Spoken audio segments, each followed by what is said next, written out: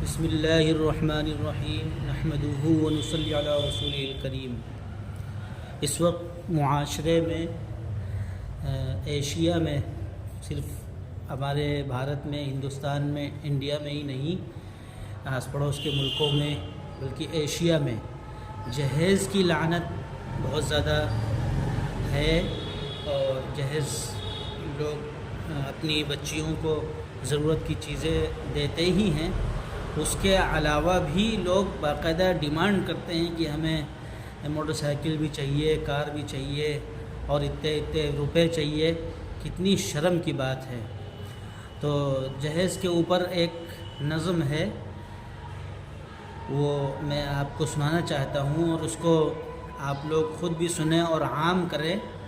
اس میں ایسے اشعار ہیں کہ جس سے جو ہے انشاءاللہ جہیز کی جو لعنت ہے اس سے ہمیں نفرت ہمارے دل کے اندر پیدا ہوگی، اور ہم اس سے دور رہنے کی کوشش کریں گے۔ یوں بڑھ گئی ہے ملک میں بدعت جہیز کی، اکثر گھروں میں ہوتی ہے لعنت جہیز کی۔ بیٹے کے باپ کہتے ہیں بیٹی کے باپ سے، ہم چاہتے ہیں آپ سے کثرت جہیز کی۔ بیٹے کے باپ کہتے ہیں بیٹی کے باپ سے، ہم چاہتے ہیں آپ سے کثرت جہیز کی۔ بیوی کے ساتھ ٹی وی ہو اور راجدوت بھی، راجدوت یعنی موٹر سائیکل، ایک پہلے کچھ سالوں پہلے 15-20 سال پہلے راجدوت موٹر سائیکل تھی، بہت چلا کرتی تھی، خاص طور پر گاؤں میں بہت استعمال ہوتی تھی۔ اب اس کی جگہ اسپلنڈر اور اسپلنڈر پلس وغیرہ نے لے لی ہے۔ بیوی کے ساتھ ٹی وی ہو اور راجدوت بھی، اور نقد 1 لاکھ دو رشوت جہیز کی۔ اپنے معاشرے کا انہیں کینسر کہو، اپنے معاشرے کا انہیں کینسر کہو، بڑھتی ہی جا رہی ہے قباحت جہیز کی۔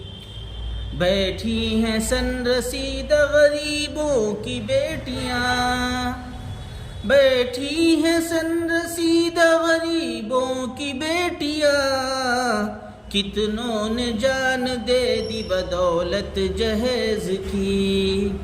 بیٹھی ہیں سن رسیدہ یعنی عمریں گزرتی جا رہی ہیں، اور صرف جہیز کی لعنت کی وجہ سے رشتہ نہیں ہو رہا ہے، رشتہ نہیں ہو پا رہا ہے۔ یہ ہمارے لیے، ہم مردوں کے لیے کتنی ڈوب مرنے کی بات ہے۔ آگے ہے، ٹیلر سے لے کر ڈاکٹر انجینئر کے گھر، ٹیلر سے لے کر ڈاکٹر انجینئر کے گھر، اکثر ملے گی آپ کو دولت جہیز کی۔ گھر بیٹھے حکم کرتی ہے شوہر سے صبح و شام، گھر بیٹھے کر حکم کرتی ہے شوہر سے صبح و شام، کہتی ہے بیوی یہ ہے کرامت جہیز کی۔ گھر بیٹھے حکم کرتی ہے شوہر سے صبح و شام، کہتی ہے بیوی یہ ہے کرامت جہیز کی۔ آپ سمجھ سکتے ہوں گے اس شعر کا مطلب۔ پہلے تو اہل علم کریں ان پر خود عمل، پہلے تو اہل علم کریں ان پر خود عمل، پھر قوم کو بتائیں حقیقت جہیز کی۔ کتنے شرم کی بات ہے اور ڈوب مرنے کی بات ہے کہ اہل علم سے یہ کہا جا رہا ہے، پہلے تو اہل علم کریں ان پر خود عمل۔ کچھ ہم سب کو نہیں کہتے، کچھ ہمارے برادری کے لوگ بھی شامل ہیں ایسے جو ڈیمانڈ کرتے ہیں، اور بہو کو جہیز نہ لانے پر ان کو کڑوی کڑوی باتیں سنائی جاتی ہیں، ان کو طعنے دیے جاتے ہیں، اور کیا کیا سننے کو ملتا رہتا ہے۔ کچھ ہیں ایسے، اللہ تعالیٰ ان کو بھی صحیح سمجھ اور فہم عطا فرمائے، اور ہم کو بھی اللہ تعالیٰ صحیح فہم اور سمجھ عطا فرمائے۔ پہلے تو اہل علم کریں ان پر خود عمل، پھر قوم کو بتائیں حقیقت جہیز کی۔ آسان کیوں نہ ہوں گی غریبوں کی شادیاں، آسان کیوں نہ ہوں گی غریبوں کی شادیاں، ارباب زر جو چھوڑ دے چاہت جہیز کی۔ بالکل صحیح فرمایا، بالکل صحیح فرمایا ہے۔ آسان کیوں نہ ہوں گی غریبوں کی شادیاں، ارباب زر جو چھوڑ دے چاہت جہیز کی۔ چاہت یعنی مطالبہ۔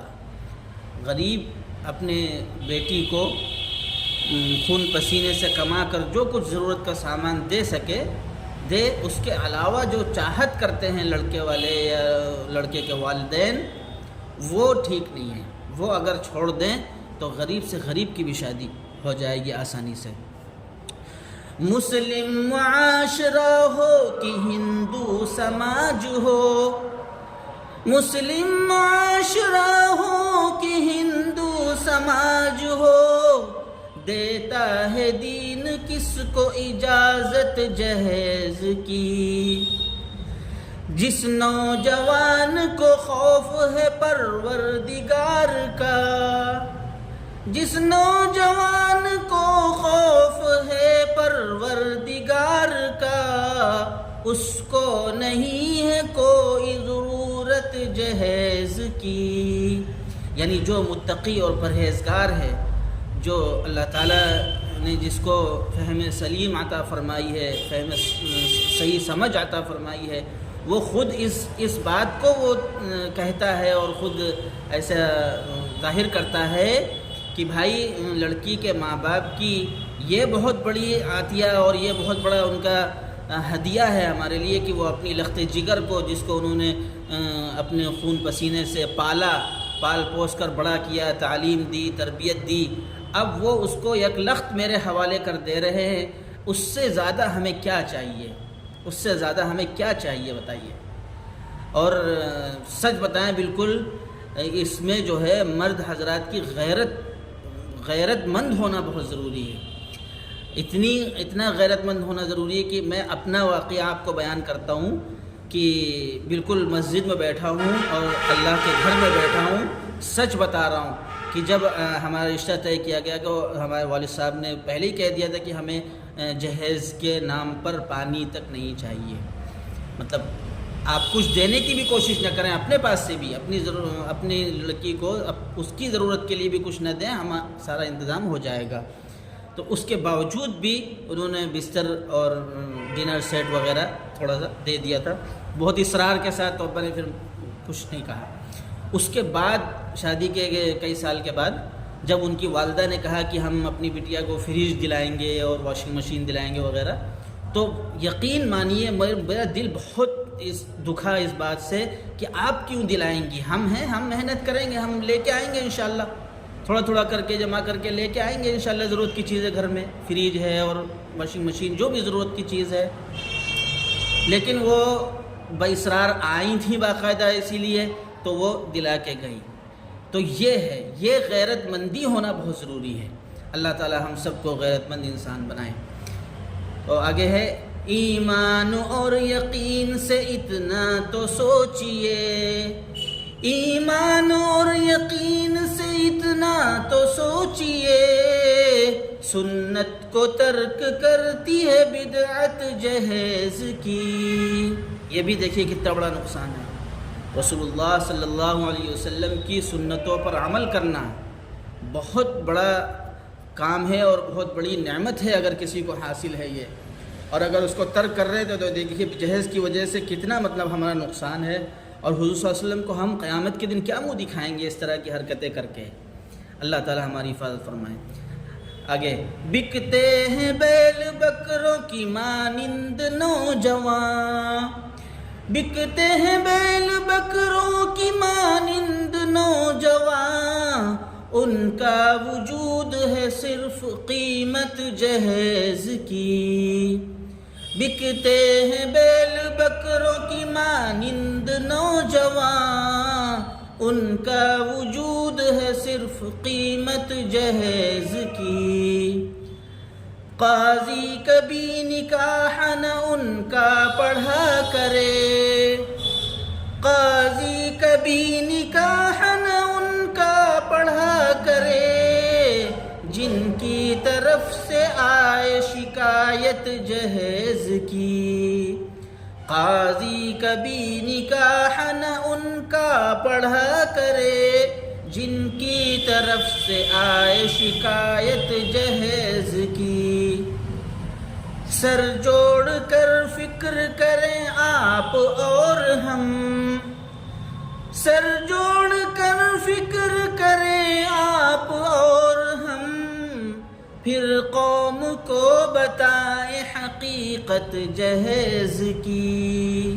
جی اس کی بہت ضرورت ہے، ہم سر جوڑ کر بیٹھیں اپنے اپنے علاقوں میں، اپنی اپنی مسجدوں میں، یا جو ہماری بیٹھک ہو وہاں سر جوڑ کر بیٹھیں اور اس پر گفتگو ہو، اس کی کوشش ہو کہ ہم کیسے نوجوانوں کو غیرت مند بنا دیں اور ان کو جہیز کی لعنت سے دور رہنے والا بنا دیں، ان کو احساس دلائیں کہ بھائی آپ نوجوان ہیں، اللہ تعالیٰ نے آپ کو ہاتھ پیر دیے ہیں، دماغ دیا، عقل دی، طاقت دی، اچھی سوچ دی ہے، آپ محنت کریے، اپنی محنت سے اپنی ضرورت کا سامان لائیے۔ یہ کیا بے غیرتی ہے اور کتنی شرم کی بات ہے کہ ہم کسی کے سامنے اپنا ہاتھ پھیلائیں۔ اللہ تعالیٰ ہم سب کو محفوظ فرمائے۔ تو اس کی بہت ضرورت ہے، ہم ہر مسلمان نوجوان کے اندر، بلکہ ہر نوجوان کے اندر جتنے بھی دنیا میں انسان ہیں، ہم کوشش کریں، کوشش کرنا ہمارا کام ہے، اللہ تعالیٰ انشاءاللہ کامیابی دیں گے۔ تو ہم کوشش کریں کہ ہم تمام نوجوانوں کو غیرت مند بنا دیں اور ان کو یہ احساس دلائے کہ بھائی آپ مرد ہیں، طاقتور ہیں، نوجوان ہیں، آپ اپنی ضرورت کا سامان خود اکٹھا کر سکتے ہیں محنت کر کے۔ تو اس کی بہت ضرورت ہے، اللہ تعالیٰ ہم سب کو توفیق عطا فرمائے۔ ایک بار پھر یہ سن لیں، سر جوڑ کر فکر کریں آپ اور ہم، سر جوڑ کر فکر کریں آپ اور ہم، پھر قوم کو بتائیں حقیقت جہیز کی۔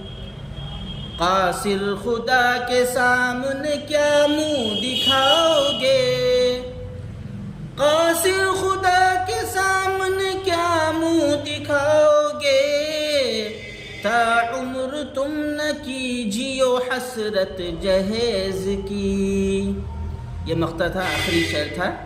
قاصر خدا کے سامنے کیا منہ دکھاؤ گے، تا عمر تم نہ کیجیو حسرت جہیز کی۔ اللہ تعالیٰ ہم سب کو جہیز کی لعنت سے بچنے کی توفیق عطا فرمائے۔ آخر میں عرض ہے کہ میں نے جو یہ نظم پڑھی ہے، اس میں جو باتیں کہی گئی ہیں وہ صرف اور جہیز کی لعنت سے بچنے کے لیے اور اس کی اصلاح کی طرف متوجہ ہونے کے لیے کہی ہیں۔ اگر اس کے باوجود بھی اگر کسی کو میری بات سے دکھ ہوا ہو، تکلیف ہوئی ہو، میں 100 بار اس سے معافی چاہتا ہوں اور یہ دعا کرتا ہوں کہ اللہ تعالی ہم کو، ہمارے نوجوانوں کو، ہمارے بچوں کو، آنے والی نسلوں کو، سب کو غیرت مند انسان بنائے اور یہ احساس ان کے اندر دلائے کہ ہم خود محنت کر کے اپنی ضرورت پوری کر سکتے ہیں، ہم کسی کے سامنے ہاتھ نہیں پھیلاتے، ہم کسی کے سامنے ہاتھ نہیں پھیلائیں گے انشاءاللہ۔ اللہ تعالیٰ ہمیں کسی کا اپنے سوا کسی کا محتاج نہ بنائے، اللہ تعالیٰ اپنے سوا ہمیں کسی کا محتاج نہ بنائے، آمین ثم آمین۔